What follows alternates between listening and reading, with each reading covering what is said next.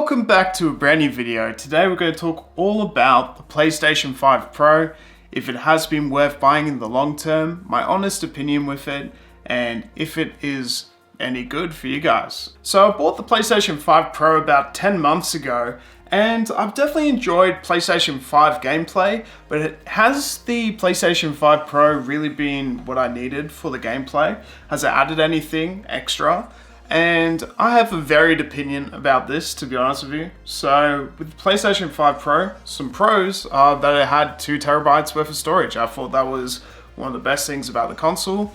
Now I noticed it was a lot more expensive than your normal PlayStation 5 console, and it's because it has enhanced games. While at first it had a small library, it still has a relatively small Pro enhanced library, but it definitely has a larger enhanced library now than what it originally did when it was first released. They didn't really release any extra accessories like customized faceplates for the PS5 Pro, for example, or anything else really for it. They did release some new Pro accessories such as the Midnight Black PS5 Pro controller, the DualSense Edge, that's what they call it, or just Pro accessories like the PlayStation Portal, that was pretty big as well. So there have been newly released accessories, and over a longer period of time people have differing opinions on these sorts of accessories as well. I've always loved the customized faceplates with the original PlayStation 5. It's just not something that they had with the PS5 Pro, which was kind of sad in a sense. Like, I wish they had more variation of maybe the grey camo collection again or something. That would be quite good. I just stuck with the white faceplates. Now, they did get scratched, I'm really sorry, but at least this is an honest review. So if you guys look, these faceplates got pretty scratched up and even left a pretty big mark. And what happened was, my PS5 Slim at the time, like, I lifted it up and actually full on like collided with this one and it fell down. So yeah, it was a bit sad, and it's actually left a bit of a mark here, but that's just an honest review about this console. Is it rugged, you know? And I've definitely scratched my original PlayStation 5, and I've scratched this quite easily just by, you know, another console colliding onto this console. So be wary of these consoles scratching, especially for the price point. I mean, man, this console was expensive, and it's even more expensive now, to be honest with you. Like, I've seen it now for, in Australia, almost $1,200. Now, for a games console, I just think it's ridiculous. The PS4 Pro wasn't even that expensive, man, at the time. It's not as powerful, but man, like, $1,200 for a games console? I mean, like, there's so much more you could do with that. You know, you could buy the normal PlayStation 5 and buy a couple of really great games and probably end up having the same experience with the original PlayStation 5. Like, what else is this adding apart from, you know, you do have extra storage, but you could buy extra terabytes of external or internal storage. I don't know. I do like the design though. There's a positive. I actually really like this design. I like the skinny look, and these mid parts were actually really cool with the design, but obviously the design is cool, but the gameplay is sort of optimized for certain games, but not all the games. On the back, you had really good ports. So for example, you had 2 USB ports at the back, a LAN port, power port, and then a HDMI port. And there's actually these mini icons for the PlayStation 5 logo as well there, which was quite a cool touch. Internally, they actually switched things around with the PlayStation 5 Slim, and a lot of the internal components are a little bit different. Now, one thing they did internally with the PS5 Pro was they actually made it more heat proof, so you won't get as much overheating with this kind of console compared to the original PlayStation 5. They actually included more heat resistant parts on the actual motherboard with the PS5 Pro. I actually reviewed that on this channel in a YouTube short where I actually had a look at the motherboards and actually compared them, and I saw that there was actually a difference with more heatsink. That definitely is a pro. So more storage, more heat resistance, and similar gameplay, just optimized gameplay. I don't know if anyone long-term has really seen a difference. I think with nighttime scenes with Spider-Man 2, there was definitely a difference.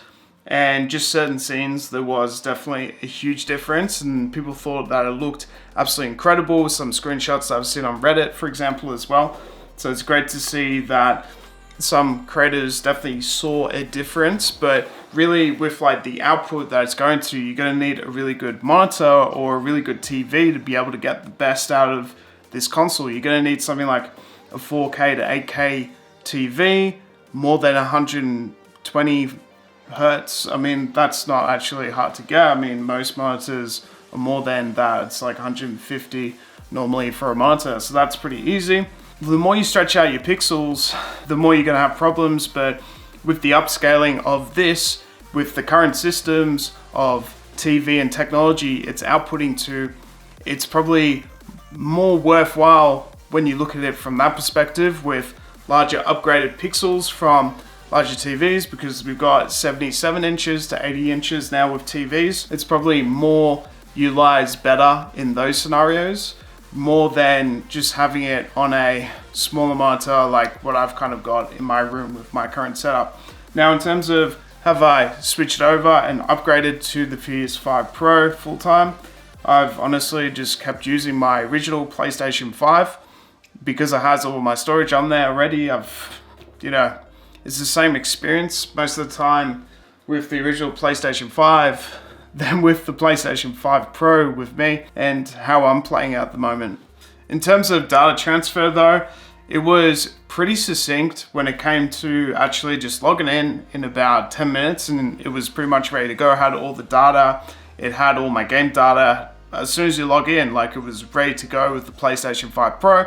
So it's really easy to transfer from the original PlayStation 5 Pro data to the PS5 Pro data if you were upgrading. And even from the PlayStation 4 to the PlayStation 5 Pro, like, that upgrade was definitely quite succinct and easy. Am I excited about the PlayStation 5 Pro?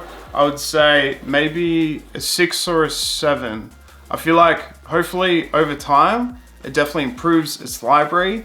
And if I get a bigger TV, maybe put it to the test a little bit more. For now, I'll probably stick to my original PlayStation 5 because I already sort of have everything there. There's no reason to sort of transfer over to this full time, but still have it here in the studio just in case I need it for like something. Maybe there's a big release that has that Pro enhancement that I really need at the time, you know what I mean? So I'd love to see more PlayStation 5 Pro enhancements in the future, and something to get really excited about with the PS5 Pro enhancements as well. I feel like maybe something in the future will put the PS5 Pro to its full capacity and full use. For now, I'm not seeing anything yet that is putting it to its full capacity and full use in terms of the full game.